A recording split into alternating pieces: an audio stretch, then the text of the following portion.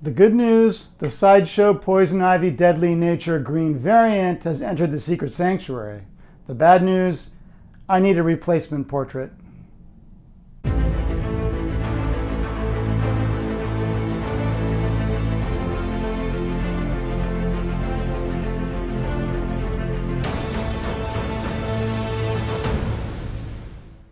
Hey guys, welcome back to the Sanctuary. I think this piece sets a new record from Sideshow for speed. This thing was first revealed July 19th and delivered on January 5th. That's roughly 5.5 months from first reveal to delivery. That's incredible. No company is doing that. I had a lot of trouble deciding whether to go with this green variant or the regular skin version. Finally decided on the green variant. I'm very happy that I did, but as I mentioned before, there's a little problem. All right, this got delivered about a half an hour ago. Very easy assembly. Once again, Sideshow gave us the black straps on the insert rather than tape, which is really, really great.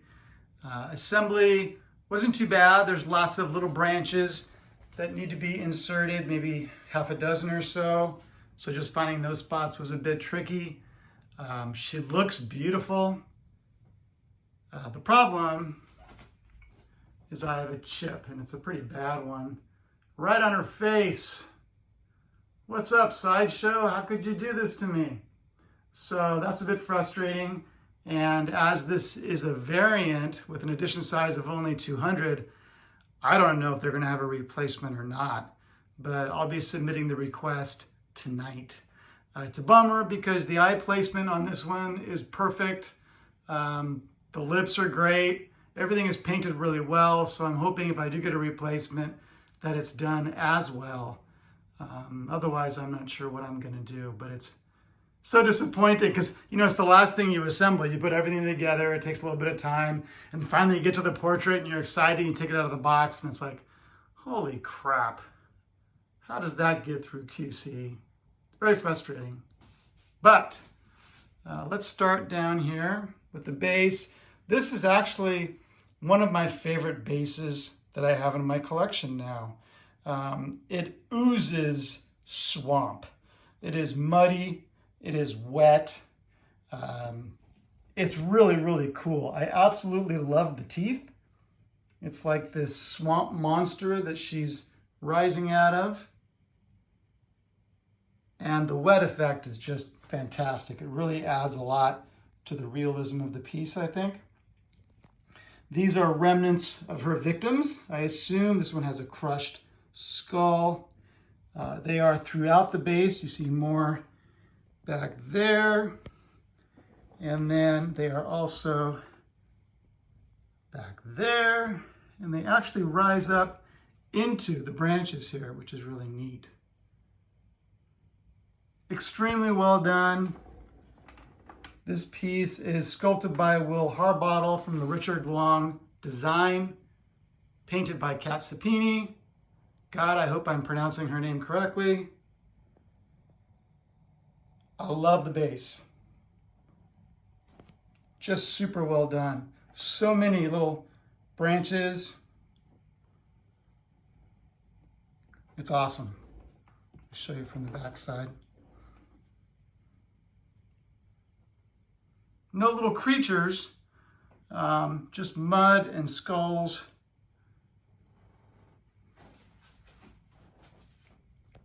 Painted really well.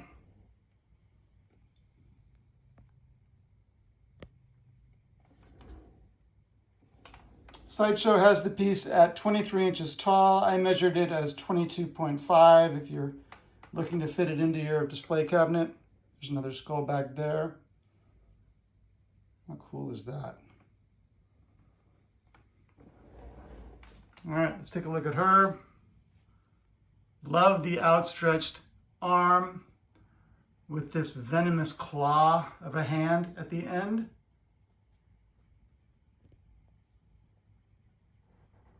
Looks great.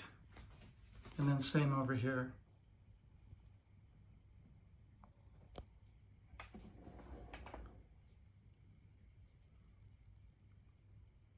Paint looks really good. hair is beautiful. I saw someone on statue forums say that there was loss of definition in the hair. I don't know where that idea comes from. Looks like plenty of definition to me. Looks like it's the same as the prototype to me.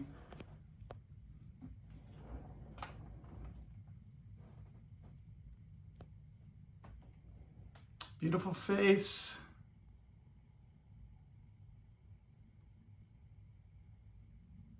So why did I go with the green variant?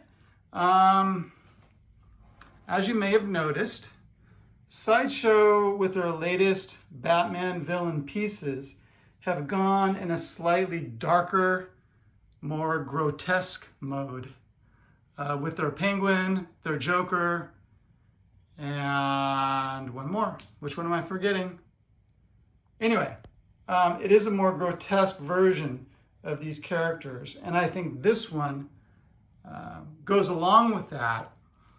I think that the green, it's almost like an Ivy that has completely given up on Pamela Isley. Like the human part of her is gone, and she is completely part of the green, a part of nature, Mother Nature maybe.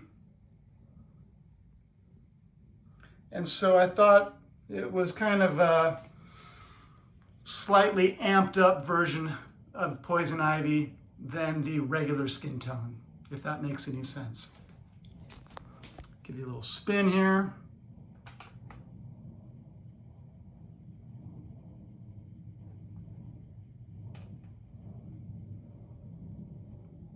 Back looks really good. Doesn't have that massive muscle definition that Poison Ivy has. And I'll show you her next to this one in a moment.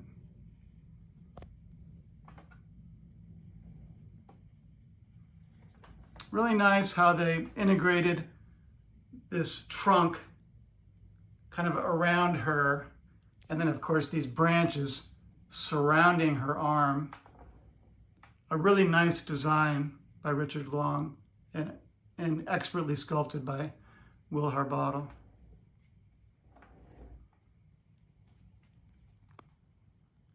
All right, let's see how she looks next to some other characters.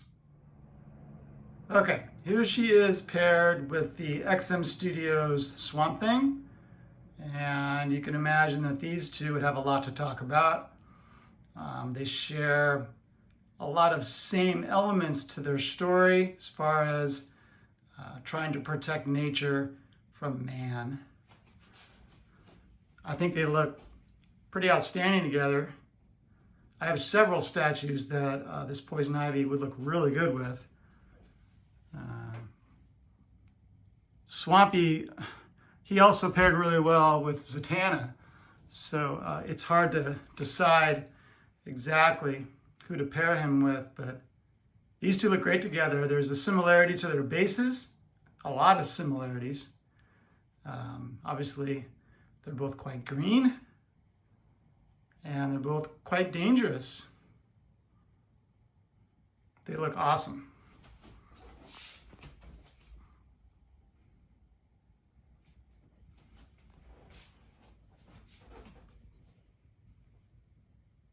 Nice. All right, let's see how she looks next to another Poison Ivy. So here she is next to, not the last Poison Ivy, but the one before that.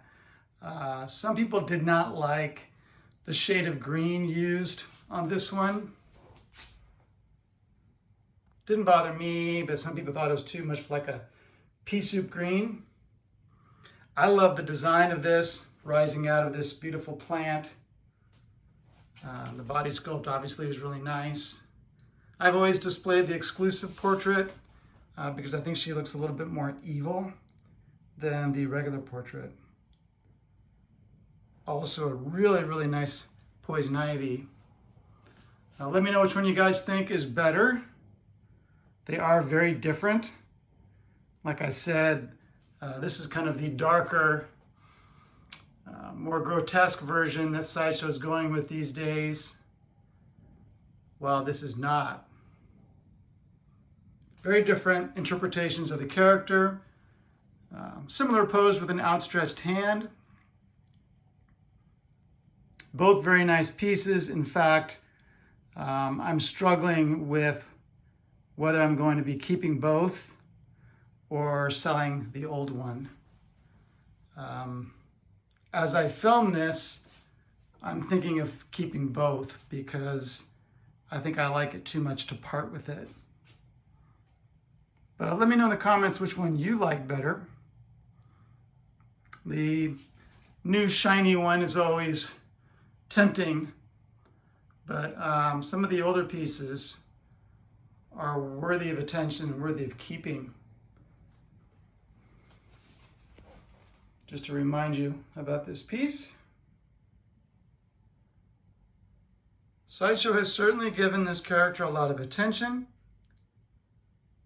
but they sell out, so I can't blame them.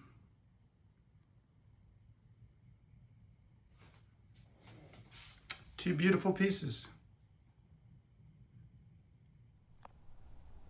And finally, I wanted to show her paired with this Batman Premium format. This is a sold out piece. Sideshow sold 4,000 of these. It's a really nice premium format. I think it's actually a little bit underrated. Great portrait.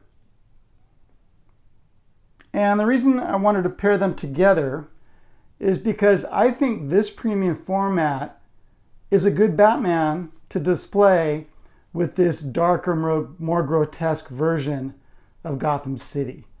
And maybe it's because of the awkward way the fabric cape fits underneath the sculpted portrait, giving him a little bit of a hunchback look. I've always referred to this statue as the hunchback Batman. And maybe it's that apparent deformity that makes him similar to the Green Ivy, or that really grotesque Penguin, or what I consider to be the most grotesque Joker that Daniel Bell sculpted. That's a really freaky piece if you look at it closely. In a good way. I'm complimenting it.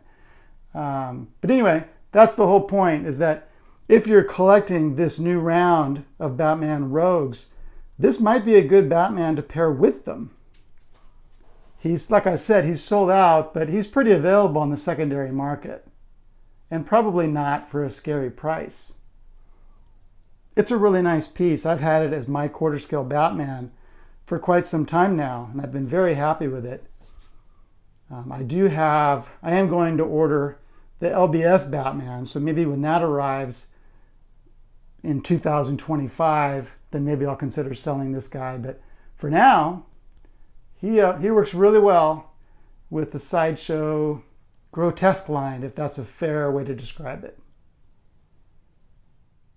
Let's take a quick look at the art box. It is a taller art box than we normally see and narrower than we normally see. It has a really nice image of the statue on the front. I really like the design of the background. Very cool. Poison Ivy, Deadly Nature, Sideshow Premium Format, green variant down here, and then more of that background on the side. And then if you actually display your art boxes, I don't know if people do that with Sideshow or not, but this would make a good background for the statue. If you have space for it, that would take a lot of depth though, obviously. Sideshow down here. And Poison Ivy. And I got number 108 out of only 200 of this green variant. So clearly, yes, I do recommend this piece. If you want the green variant, you better jump on that wait list quick. To be honest, I don't think too many of those will convert because of the very small edition size. But if you like that regular skin version, she's available. She's in stock right now. So order this anytime this weekend. She'll ship Monday and get to you really quick.